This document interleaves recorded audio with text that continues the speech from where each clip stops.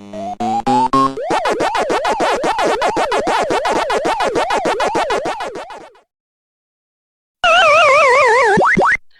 back, patreon.com/the Derrick Lamon Experience, your one-stop shop for your gaming news. As always, we do this at 2 p.m. on Saturday afternoons over on Patreon, and then to the free subscribers on Tuesday mornings at 9 a.m. If you want to get this episode early, the early access, and get exclusive audio and video content, come on over patreon.com/the Derrick Lamon Experience, of course. Might be a shorter episode this week, not too much as far as gaming news goes. So let's just go ahead and jump right in. Now, in the wake of Sony talking about getting rid of physical media in 2028, we did find out on that same date that Xbox was working on a program that would allow discs to go from disc to digital. So apparently, this could be coming very, very soon. Xbox could introduce its disc to digital game conversion system next week. This week, users in the Xbox Insider program did not receive the usual update for Xbox Series X and S consoles. The delay came as a surprise, especially since Asha Sharma said some time ago that new console updates would be released every 2 weeks. Brad Rossetti, head of Xbox Insider, suggested that the delay is because the next update will be worth the wait. While he did not reveal what it includes, Jez Corden believes he already knows that answer. The feature is called Project Positron, and it's Microsoft's planned system to make the move from physical games to digital games much easier for players. It also comes at a time when PlayStation plans to stop supporting disc-based games starting in January 2028.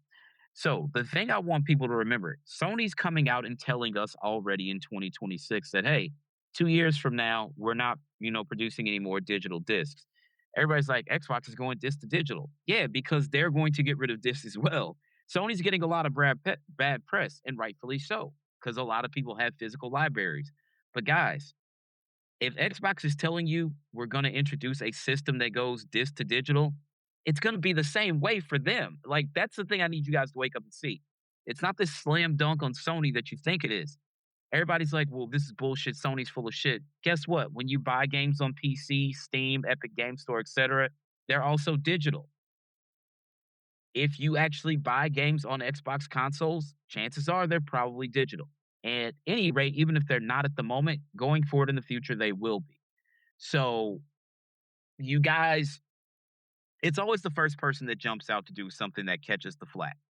Everybody said Sony raised the price of games this generation. Actually, it was 2K Sports, Take-Two and 2K that went up to $70 from $60. And then I think Ubisoft followed suit. And then when Sony did, everybody's like, PlayStation raised the price of games. It's like, no, they didn't. The first games announced were from Take-Two. It was NBA 2K. I remember it was Zion Williamson, if I believe, on the cover. This is when everybody still thought Zion was going to be this big deal in the NBA, and clearly that didn't pan out. But at the same time, again, they said this about Muhammad Ali. He was brash. He was young. He fought back against the establishment, and that was not popular at that time. If somebody does it in this day and age, they're considered a trailblazer and a warrior and things like that. And Muhammad Ali, when asked about it, he said it's never popular to be the first guy to stand up for something. You're always going to get pushback. This is what Sony's getting right now. I don't know whether I agree or disagree, because even with the disc that a lot of people have been putting in their PlayStations and Xboxes, if you have a physical version, it's just a license to download the game. Sometimes the actual game is not even on there. And we know this to be true also of Nintendo, the key card fiasco with the Nintendo Switch 2. So this is selective outrage. It doesn't matter who would have made the announcement first, they were going to get killed. But if we're being completely honest, again, the key cards, the game's not on there. They're selling you a key card that does not have the game. You put the key card in, and then you can download the game on your Switch. Your Switch 2. It's selective outrage. Sony had to be the first to come out and say, hey, discs are going to be gone in 2028. How the fuck could you do that? You guys are assholes. You don't care about consumers. Newsflash. It's already been happening. It's going to continue to happen. Xbox talking about disc to digital just means that they're going to go digital as well. Now, apparently, Xbox could add Project Positron in next week's Insider Update. Rossetti's social media post created a lot of discussion, but Corden responded with a simple quote, Positron cometh. Based on what it is known so far, Positron is a system that converts physical Xbox games into digital licenses. It is expected to arrive as soon as Microsoft's solution for a future where physical disc becomes less common. If the reports are correct, Positron will let players insert supported Xbox One discs as well as Xbox Series X discs to receive a digital license permanently linked to their Microsoft account. While it is not the same as keeping physical discs forever, it offers two important benefits. Players can still lend physical games to friends, and the secondhand market can continue to exist. Now, this is where Sony messed up because you can't share digital games. I would not be surprised if not only if both Sony and Microsoft got rid of the game share because two people are allowed to play a game on one license, and that's a sale that they're losing. I would not be surprised if both of them got rid of that option going into the next generation. Just saying. The system itself works by linking the digital license to the account that activates the disk. If the account changes, the game can no longer be accessed through the previous account. So you're not really sharing the game because if you do this to digital and then you give it to your friend like, "Oh yeah, I already added this to my library. You can go home and try it." Once they stick it in their console, the license then reverts to them and you no longer have it. This is just as bad. You're not able to share the game this way either because somebody loses access every time somebody else puts it in their console based on what they're saying here. However, the digital license can be transferred from the disc to another person's Microsoft account when the game is sold. Nonetheless, nothing has been officially confirmed yet, but everything points to Project Positron arriving on Xbox sooner than expected. Um, in other news, Microsoft is already testing another Xbox system update through the Insider program that includes expanded 15 character gamer tags, Xbox 360 achievements, and game hubs, the ability to use cloud gaming while updates download, and much more. So be on the lookout for that. Yeah, I'm not gonna say it's selective outrage. I probably misspoke by saying that. I get why people are upset, but we knew this was coming. Let's like let's not all act like we're surprised. We knew this was coming. The minute they started um producing vehicles without CD players, right? I'm old enough that I remember when tape decks came in cars, cassette decks. And then when you got in a car that had a CD player, that was a big deal. And then they phased those out. Why do you need a CD player? Because you got Bluetooth and everybody listens to. Do you remember how crazy it was when we all started listening to music on our phones instead of actually going to the store and buying albums? Which is not I still buy albums. I bought an album yesterday from the iTunes store, Dream Love Hate 2. So I still buy albums. A lot of people stream them. But the minute it was like, oh, well, it's Bluetooth into your car, or the auxiliary cord. I remember when the aux cord first became a big thing. Pass me the aux. That was a thing.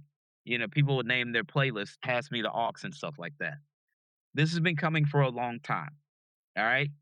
When let's not forget that last generation, Microsoft was the first console maker to make a digital only console. Yes, there was a digital only version of the Xbox One S. It did not have a disk drive.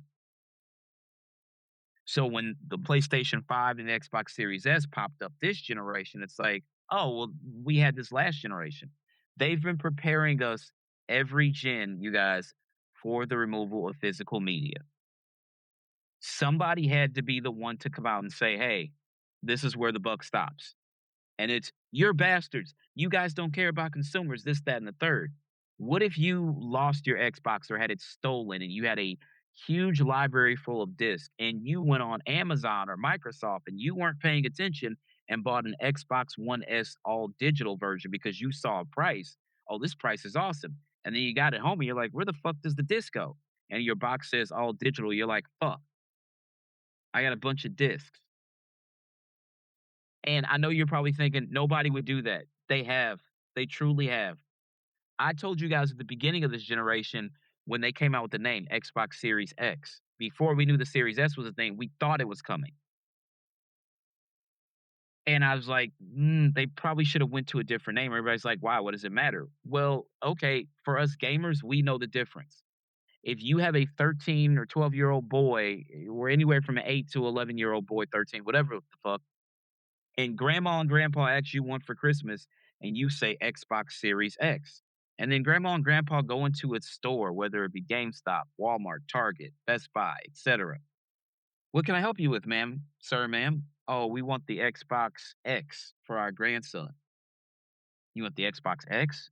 Yes, we want the Xbox X. Okay, well, do you want the One X or the Series X? Well, what's the difference? The One X costs X amount and the Series X costs Y amount. Oh, we'll take the one that's cheaper. Then all of a sudden the kid opens a gift and it's like, this your parents are like, why are you mad? You got what you wanted. This isn't what I wanted. That's what you said. You said Xbox X. This is a One X. I wanted a Series X, the new Xbox. And then your family thinks you're an asshole for speaking your mind. To avoid that, probably and Microsoft knew what they were doing. They knew what they were doing. There's no way they don't think that could have caused confusion. Anybody with a brain could be like, "Hey, probably got to come up with a different name because this sounds very similar to last generation's consoles." So you got some people, whether they want to tell you the truth or not, that thought they were catching a deal on an Xbox One S and didn't realize that they had bought the all digital version and they have a whole shelf full of fucking game discs. Everybody's been preparing us for this. I get it. Nobody wanted to hear it, especially anybody that has a large physical collection of PlayStation games. But you want to know what the caveat is. They shadow dropped two Black Ops games on PlayStation. And everybody's on this whole we're gonna boycott Sony and we're not gonna buy any PlayStation games. And guess what? Those two Black Ops games sold pretty fucking well here in the first week. So did you guys really mean that you were gonna boycott, or is it just until you found something that you really wanted to play?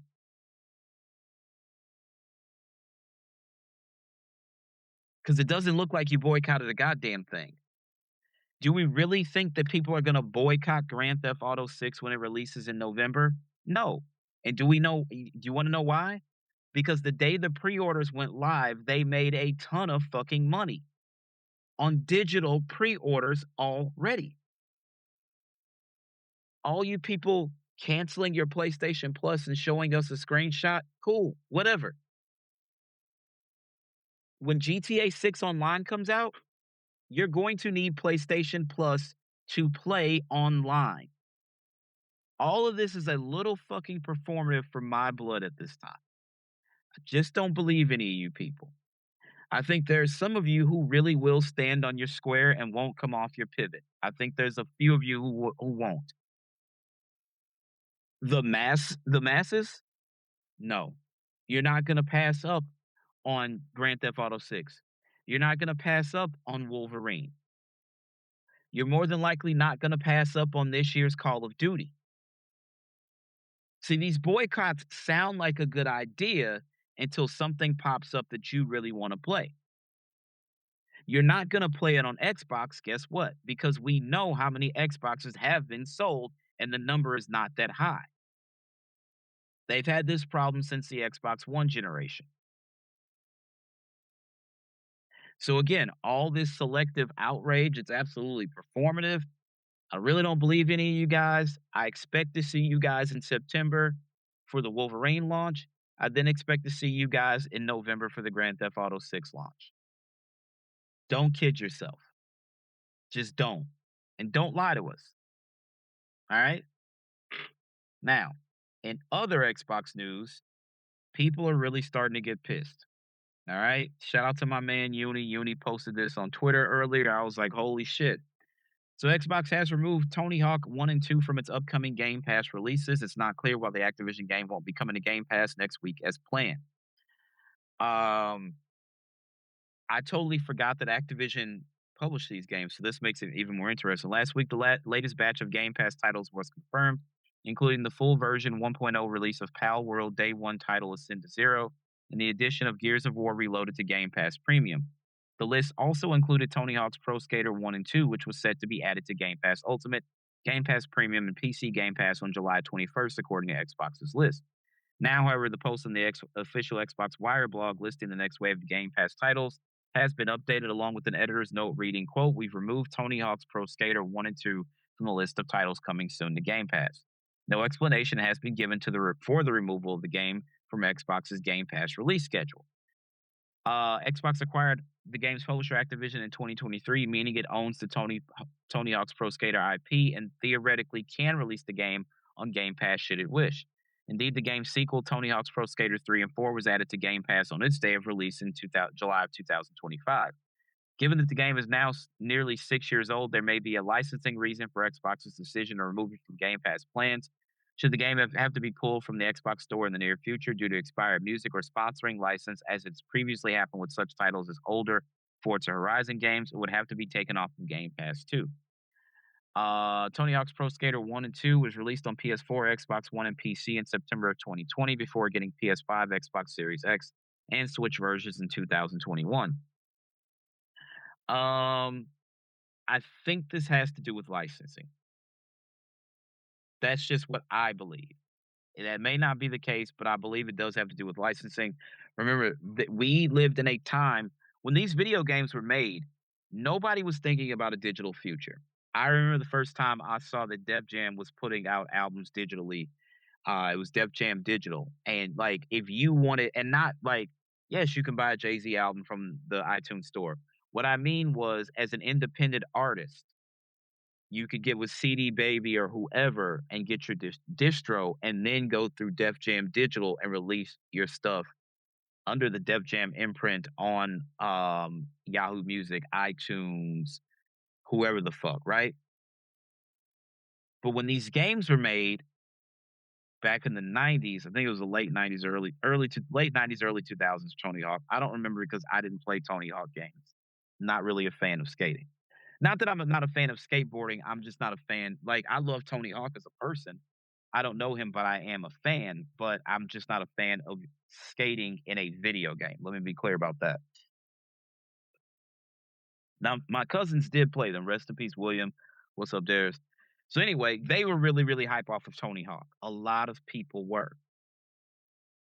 When you have these songs in these video games from years ago and you re-release them and you don't have the license, it's different. That's why you don't have a Def Jam Fight for New York or Def Jam Vendetta available anymore. That's why there's not a modern version of NBA Street or NBA Street 2.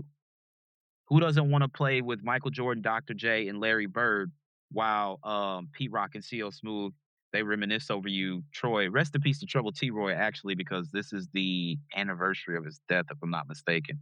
It's either today or it was yesterday. But yeah, you can't have those games because of the music. It's the license for the music that prevents those games from being on modern consoles. When those deals were signed back in the day, mechanicals were different. And we consumed music through a physical medium. We still do, some of us, but generally music is consumed through a digital medium now. The mechanicals are completely different. Why? Because nobody saw an all digital future when they wrote these rules years and years ago. So I do believe that the games are being removed due to licensing.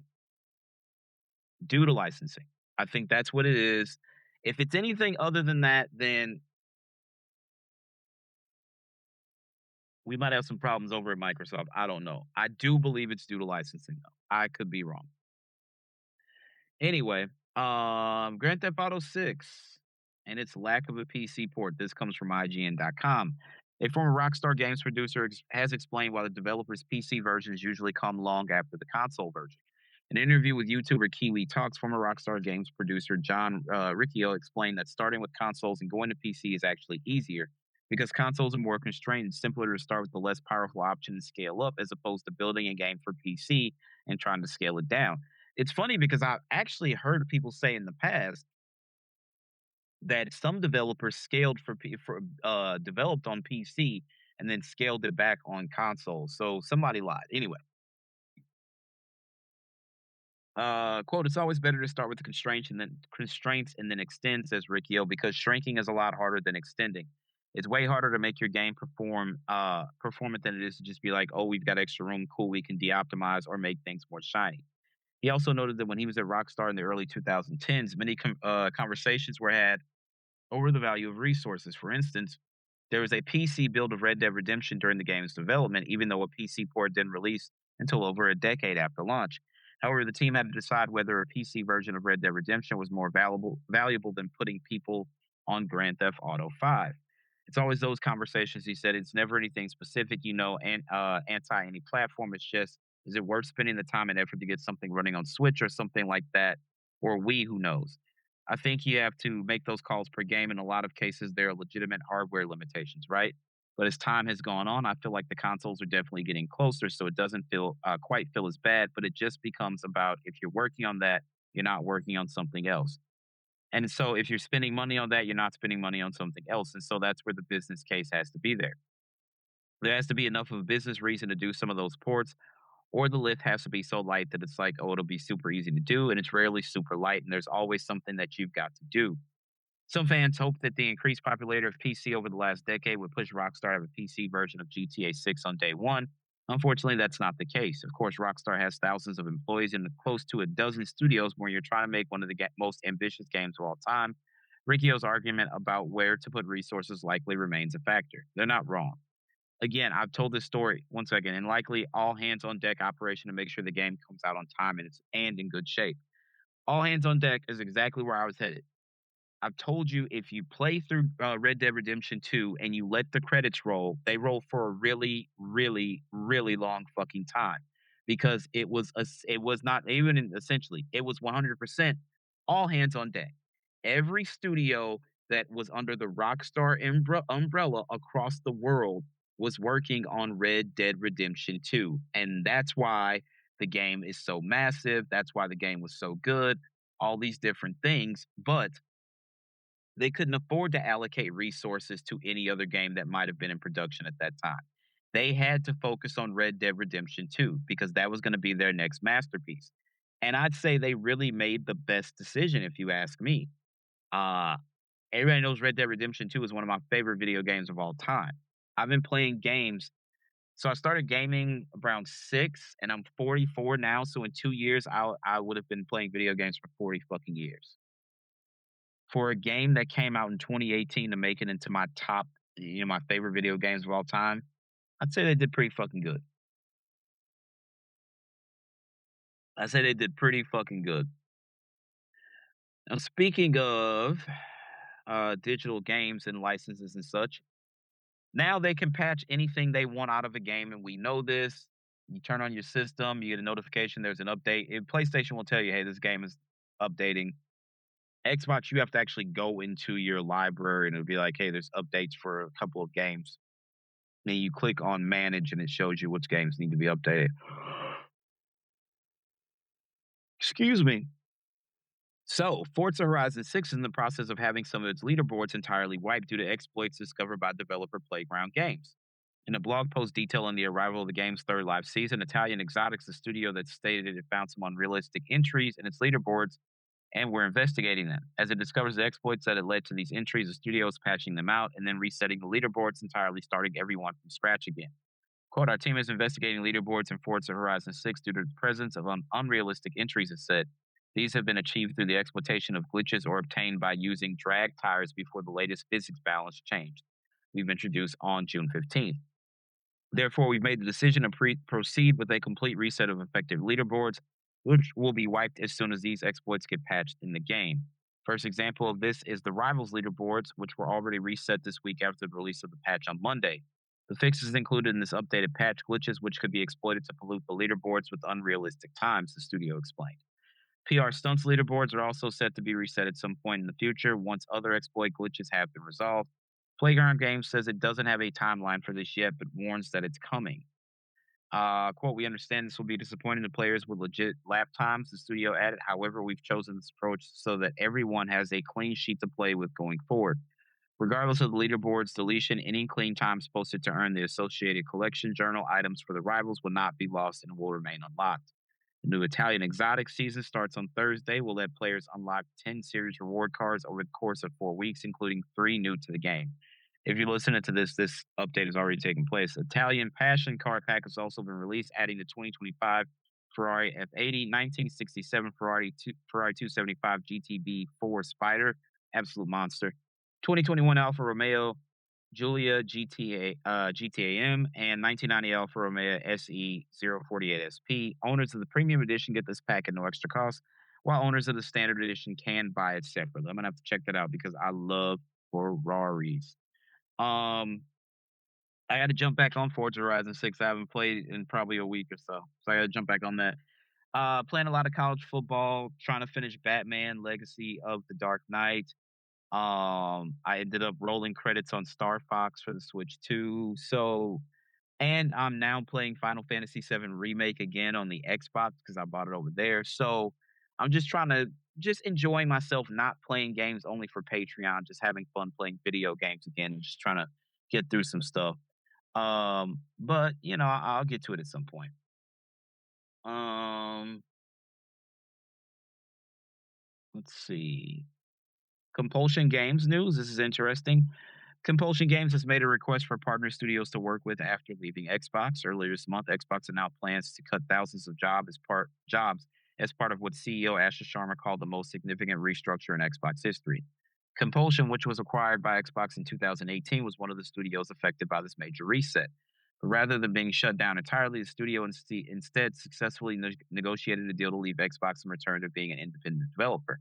The deal also enabled the studio to retain the rights to its previous IPs, Contrast, We Happy Few, and South of Midnight, the latter of which won a number of awards, including Games for Impact at the Game Awards 2025, Outstanding Achievement in Animation at the DICE Awards, and New Intellectual Property at the BAFTA Game Awards.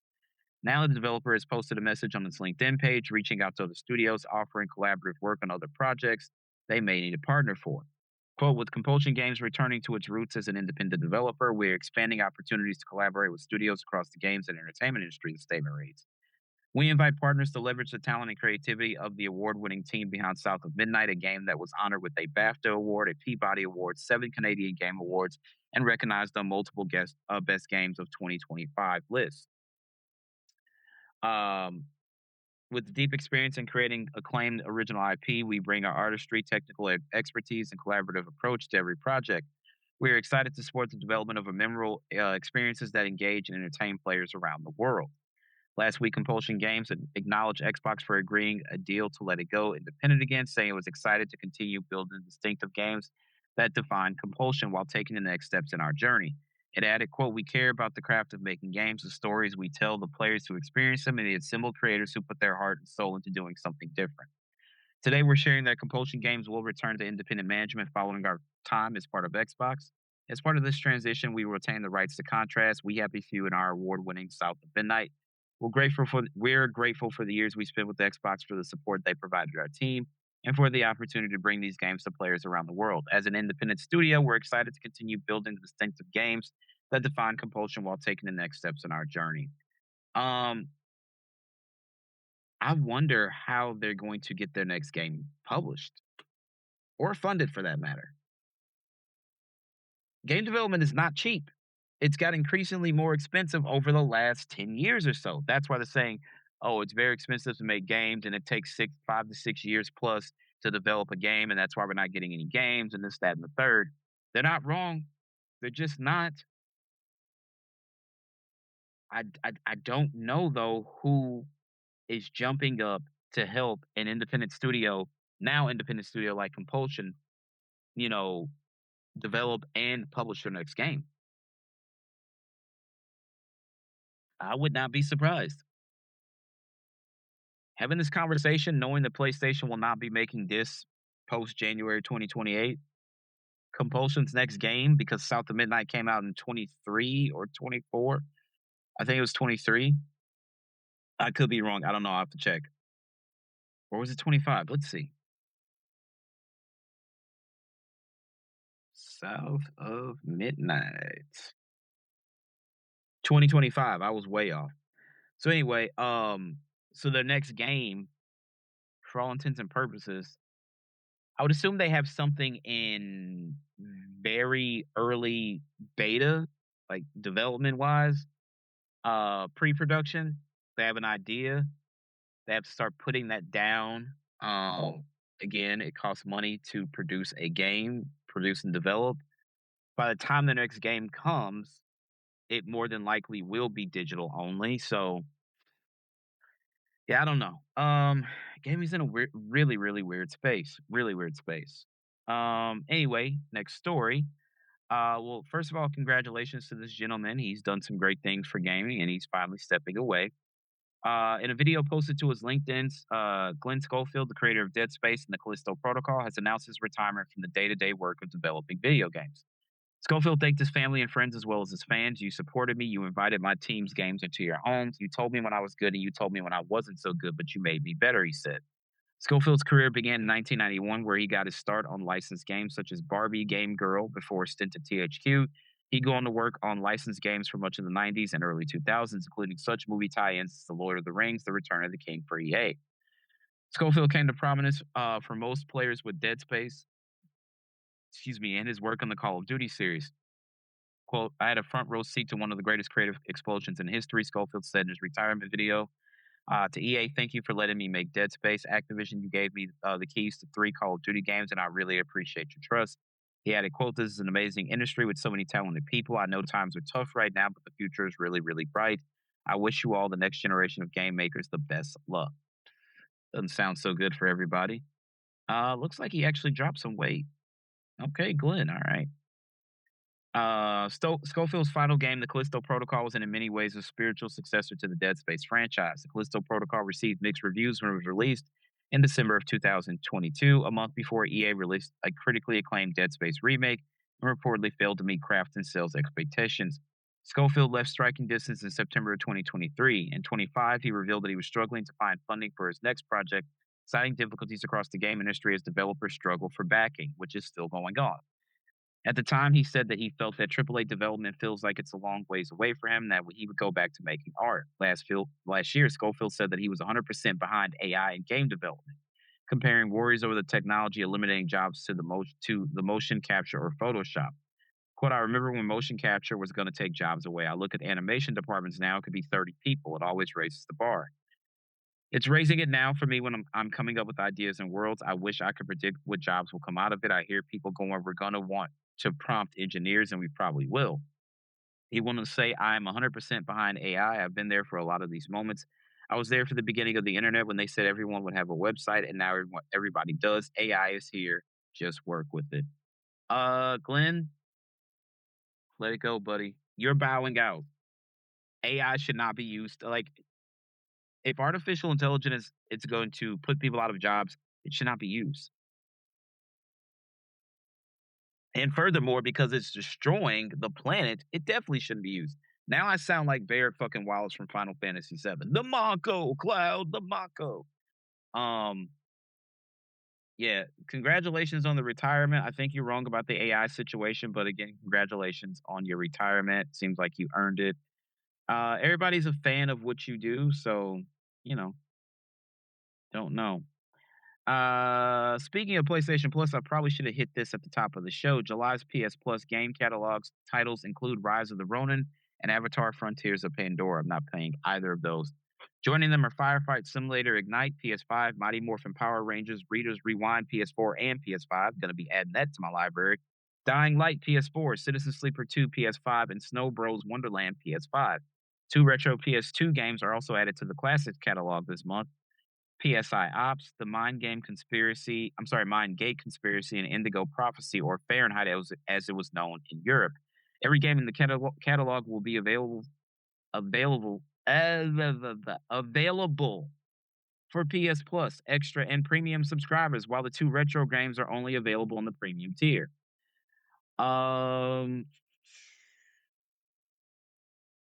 Avatar Frontiers of Pandora is a first-person action adventure game set in the open world of never before seen Western frontier Pandora. Not interested. Rise of the Ronin embark on an epic journey across war-torn 19th century Japan in this combat-focused open-world action RPG from Team Ninja, the veteran studio behind Neo and Ninja Gaiden. Japan 1863. After 3 centuries of the Tokugawa shogunate's reign, the black ships of the West descend upon the nation's borders, and the country falls into a state of turmoil. No, don't think so. Mighty Morphin Power Rangers Readers Rewind PS5, PS4. This is what I'm here for. In this action-packed 2D brawler, Mighty Morphin Power Rangers Readers Rewind, the team faces off against a Robotnik reincarnation of the Power Rangers' longtime nemesis, Robot Rita. has conjured a portal to send herself back in time so she can finally vanquish the Power Rangers by forming an alliance with her younger self. Working together, Robo Rita and Rita Repulsa rewind, rewrite, and remix the past in an attempt to stop the very formation of the Power Rangers, altering the course of history. While the two Ritas and their army of monstrous enemies form across the MMPR timeline, finally succeeding in destroying the Power Rangers, or will these teenagers with attitude learn to work together and counter this catastrophic chronological collaboration? It will be available July 28th in the US, the UK, and Japan. So I'm banking on that. I'm gonna I wanna see. I remember seeing something. I'm pretty sure this was like a beat 'em up. Just go ahead and put that title in Google and see what it is. Yep, this is exactly what I remember. This is what I want. This is what I want, and I cannot wait to play this. Speaking of which, where the hell is that He-Man and the Masters in the Universe beat 'em up coming? All this looks like arcade fun. I cannot wait to play this. I cannot wait to play this. I wonder how much it is right now. We'll get to that later. Actually, just go back shopping. How much is it on the PlayStation Store? $41, 15 on PC. Hmm. Some places have it 79.99. I'm gonna look into the price. I don't know. Maybe I just go ahead and buy this, especially if it's on PC. Might be a good game to play for Patreon. I don't know. Where were we? Sorry about that. I'm very excited about the Power Ranger game. If you can't tell. Um, and then lastly, laid off Elder Scrolls Online dev says players won't get new content at anything approaching the previous rate. Cinemax said last week that the season's roadmap was shifting following the layoffs. Last week, it was confirmed that Microsoft had laid off 379 employees at ZeniMax, comprising of 213 employees at ZeniMax Online and a further 166 employees at ZeniMax Media. Senior Encounter designer Morgan Goyne was one of the employees laid off, and she's now told the BBC that she and her colleagues were blindsided by the news that they were losing their jobs. Goyne told the publication that the cuts have led to huge reductions in the number of staff in specific departments, with some disciplines now reduced to a quarter of the size of what they were before. As a result of this, she warns that players of the Elder Scrolls Online can expect content updates to come at significantly slower pacing going forward. Yeah, we're not going to be able to put out the amount of content at the speed that we were, she told the BBC, or anything approaching that. The layoffs at ZeniMax Media come at a particularly awkward time for the studio as it only recently completely revamped Elder Scrolls Online's live service structure. I'm sorry. In December 2024, the studio announced that it was moving away from its traditional annual chapters and would instead be switching to a seasonal model in 2025, a move designed to give players smaller, more frequent content launches rather than large annual ones. Season 1, titled The Return of the Thieves Guild, started on July 8th, the day before the layoffs at ZeniMax were reported, and is set to run until October 21st. In a post on the game's Reddit page last week, however, the Elder Scrolls Online team told players that its season roadmap would have to be rethought as a result of the layoffs. Quote, as we get ready to launch season 1 this week, we wanted to reaffirm our commitment to the Elder Scrolls Online. The statement read, our team's immediate focus is on launching season 1, which we're all excited for you to jump in. Looking beyond season 1, the roadmaps we previously shared will be shifting. We want to take the time to evaluate the work in front of us and then lock down an updated schedule. While we'd love to share concrete details today, stepping back to get our plans straight will let us come back to you with a clear timeline. Quote, the game is nothing without you, our community. Thank you for sticking with us and everything you bring to Tamriel. Um, this is, I'm not a fan of Elder Scrolls Online. I'm not really a fan of MMOs at all. This isn't good for the people playing this game. I also think about the situation over at id Software where they basically chopped the head off that fucking studio. I know they need to restructure. They took on more weight than they could handle, and that's not Asha Sharma's fault. Phil Spencer's responsible for that, right? However, Asha coming out and trying to do all this stuff to get good faith, I get it. You wanted good faith stepping into the CEO role, but you're not a gamer. We know this, and you've told us you're not. Having somebody jump on your profile and play games to get your gamer score up was crazy. You talked about how you were going to try to bring exclusives back to Xbox. You gave us two during the Xbox showcase, and then what happens? 4 studios are spun off. You cut a bunch of jobs. I get it. You had to trim the fucking fat. A lot of people sat around and collected checks from Xbox and no games were put out. So I don't disagree with all the people being let go. I disagree with the way that it was done. You should have probably done this when you arrived there. But it seems like you wanted to build up some good faith and then be able to drop the hammer. This we knew this is coming right after you guys have this great fucking showcase and you show off this translucent Xbox Series X that me and my friends went fucking nuts for. You guys can see that in our Xbox showcase video on the YouTube channel. But we were all really amped and then we're having conversations. How much do you think this is? I'm like, I got it at $800 at least. Well, prices have gone up since then. You spun off 4 studios and you laid off a bunch of fucking people. Um, and again, this is not Ashley Sharma's fault. This is the mess that she inherited when she took over at Xbox, but it still doesn't look great, you guys. I'm just saying. It just doesn't. So I don't know what to tell you. I hope brighter days are coming in the future. I'd like to tell you they were, but we don't know. We've still heard that even if the memory crisis goes away, the prices are not going back down. We're hearing that they're going to double again, and the price of the consoles will go up again next fall, 2027. So again, I ask you, is it a great time to be a gamer?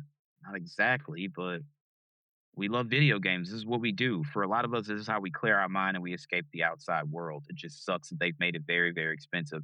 I saw earlier today that Uber Eats and DoorDash will now go to GameStop and pick up games for you. And it's like, well, this is a really convenient time to start this when PlayStation is going to phase out physical games and Xbox is doing this disc to digital situation. Like, what fucking games are you bringing me? There's not going to be any physical ones. You're going to bring me a card. It'll be a PlayStation currency card for Madden or an Xbox currency card for Madden or whatever the fuck. This is the day and age that we live in, ladies and gentlemen. This is the way. To quote The Mandalorian, this is the way. I don't know. That's all I have for you guys. I'm going to go ahead and end this like I end everything else. Believe in yourself first and foremost, because if you don't believe in yourself, of course, nobody else will believe in you. As always, my name is Derrick Lamon Jackson, and that's my time. Y'all have a good one. Peace out.